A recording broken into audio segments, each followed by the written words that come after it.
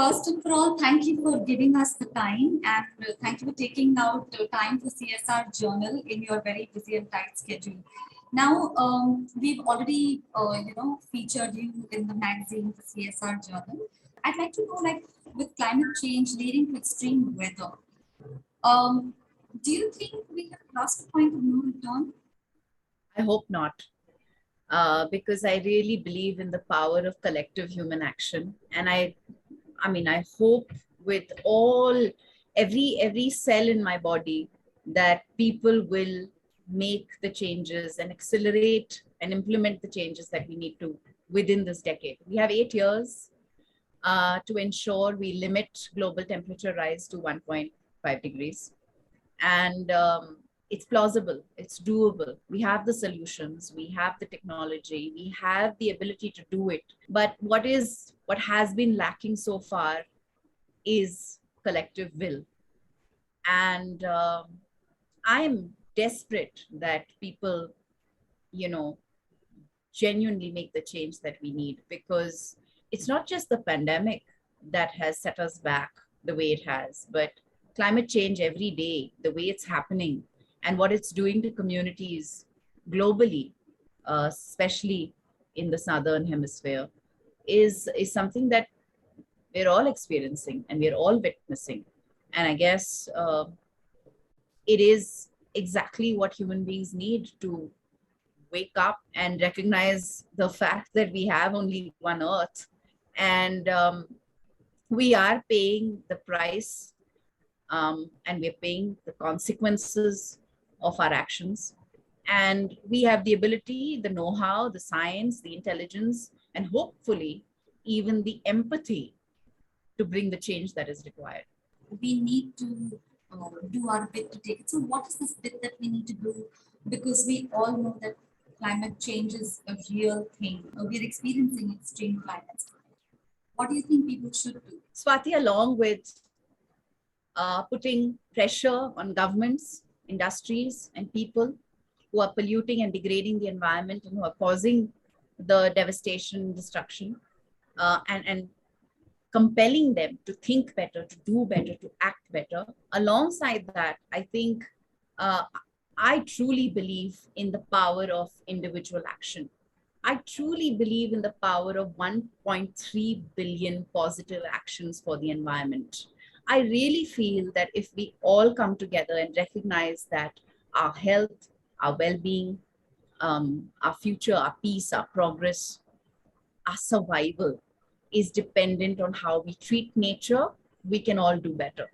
And that could mean something as simple as segregating waste at home, composting wet waste, segregating dry waste, being responsible about what we're discarding into the natural world, choosing more sustainable products, and bringing that awareness and that consciousness to all forms of our consumerism, whether it's the clothes we buy and wear, whether it is the technology that we use, whether it is refusing single-use plastics, whether it is saving water, whether it is something as simple as turning off the switch of technology that is not in use, turning off the switches on lights when you're not in a room, fixing that leaky tap, and of course not leaving water running while you're soaping your hands or your body, or not leaving that water running while you're soaping utensils. That basic consciousness, that basic awareness that everything that we use in our everyday lives comes from the earth, and that we need to respect those resources, and everything that we put back into the natural world has to go in a form that is safe, that is healthy, that is natural for all other living beings, including ourselves. So I always share the power of 7 actions. I'm actually going to be posting it on to my pages tomorrow, but they're simple actions: refusing single-use plastics, taking shorter baths, so refusing not wasting water.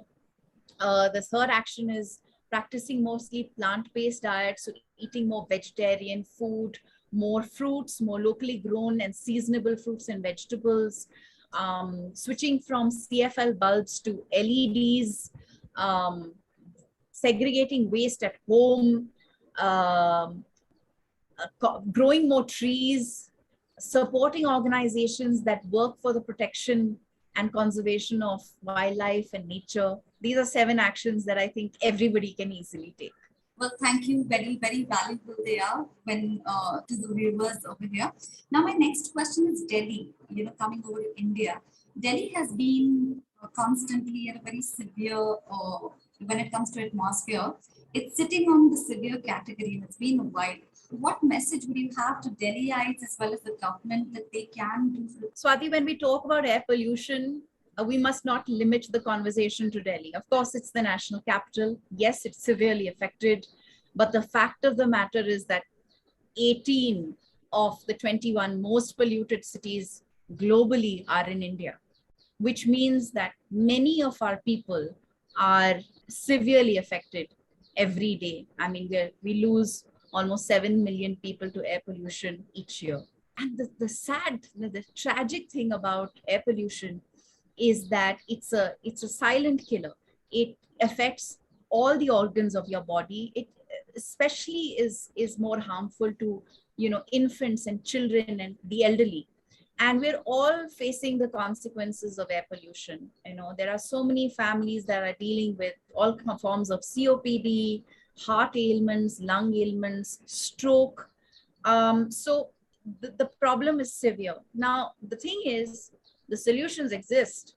Again, unfortunately, we aren't doing enough to fix the problem. We know what is causing the problem. We know that industrial dust, construction dust, vehicular emissions, industrial emissions, all of these things are contributing to the severity of air pollution. Of course, one of the things that we have to count in this list is agricultural waste burning. But there are many parts of the world that have experienced severity of air pollution in the past, as late as even the 1940s and 50s. And governments have come together, people have come together and solved the problem. And I really believe we can do it too. We just need to do much more than we are. We need stronger and more effective policies. We need to make sure that people respect environmental guidelines and laws. And the good news is that, whether it is the Mothers Collective in Delhi that is doing so much work to bring people's awareness and to really draw the attention of policymakers and demand the change that is needed to fix the problem. Like that, we also have young people actively working on waste segregation, end-to-end waste management solutions, 13-year-olds, 14-year-olds who are, becoming amazing champions of change. I feel a great sense of hope when I see this work.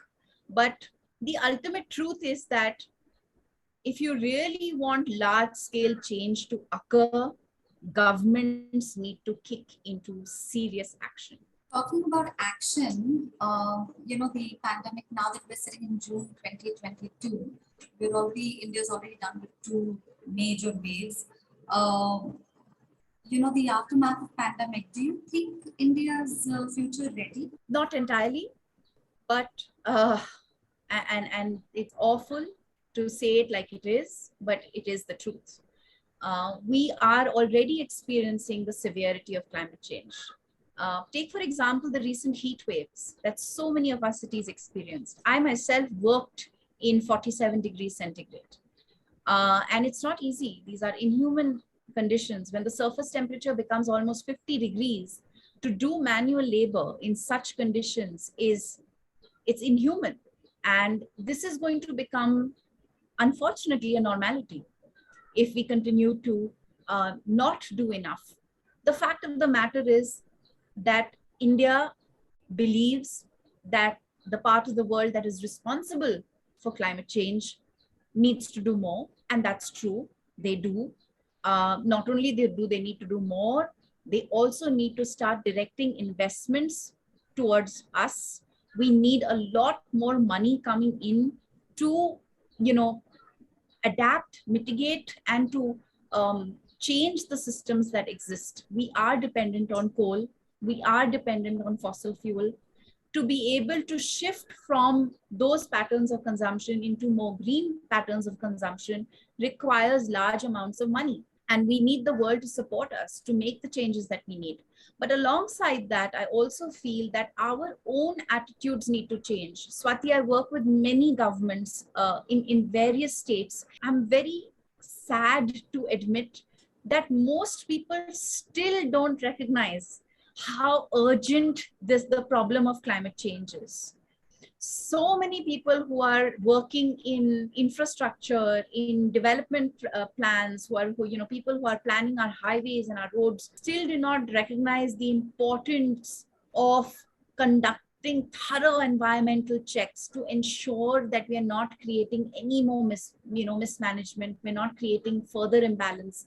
The fact of the matter, Swati, is that we are just 2.3 to 4% of geographical landmass on this planet. And we need to support the world's second largest population. And this requires clean air, this requires clean water, this requires food to eat, soil to grow food in, rich, healthy soil to grow food in. And if we keep chopping down our existing green cover, what's happening in Dibang, for example, 3 lakh trees are being threatened to be cut down for some infrastructure project.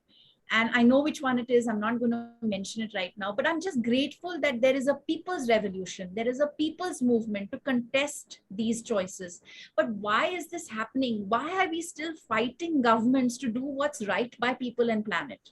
It shouldn't be happening anymore. Don't you agree? I agree a lot. Talking about government, you remember the line saying, "How dare you?"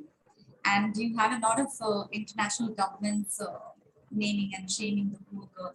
So, do you think Greta Thunberg is an activist, or she's Greta Thunberg is the voice of reason. She is actually the most honest voice we've had in a very long time. She's said things as they are, and which is why it is evident that so many young people all over the world are aligning themselves with her, are campaigning with her. I mean, the Fridays for Future movement wouldn't have grown exponentially in the way that it has if she wasn't saying things as they are. And what is she referring to? She's referring to the science. It's for everybody to see. I mean, all you have to do is pick up the current IPCC report and read for yourself the state of the planet and the state of vacant promises, empty promises that have not delivered on any actions that have been made repeatedly. So, I mean, I have great respect for her. I hope that her tribe keeps, thriving and growing. And I certainly count myself as one of her ardent admirers. I would like to say thank you so much for joining us, and good luck to you. Thank you, Swati. I hope CSR Journal will continue to spotlight environment and nature and people. And I look forward to many more collaborations in the future. Lots of love. All right, then. I'll thank you so much. Nice meeting you. Yeah. Bye. Bye.